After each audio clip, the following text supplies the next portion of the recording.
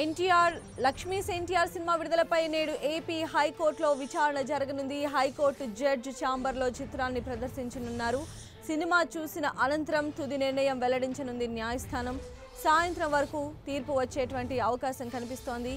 మరి తాజా సమాచారం మా ప్రతినిధి తిరుమలరావు మనకు అందిస్తారు. తిరుమలరావు, లక్ష్మీస్ నివాస్ సినిమా ఎన్టీఆర్ సినిమా ఈ రోజు ఉత్కంఠ నెలకొంది. తెలంగాణ విడుదల చేశారు, ఏపీలో ఎందుకు విడుదల చేయలేదంటూ ఏపీ హైకోర్టులో ఇటు ప్రొడ్యూసర్తో పాటు డైరెక్టర్ దీనికి సంబంధించి పిటిషన్ దాఖలు చేయడం జరిగింది. ఈ రోజు 4:30 తుది తీర్పు ఇవ్వనున్నారు. జడ్జి ఛాంబర్ లో ఈ రోజు సినిమా చూసిన తర్వాత ఈ తీర్పు ఎలాంటిది వెలువడించడం. ఈ రోజు ఏం జరుగుతుందనే విషయాన్ని తెలిసినందుకు ప్రముఖ న్యాయవాది నరసింహారెడ్డి మనతో ఉన్నారు.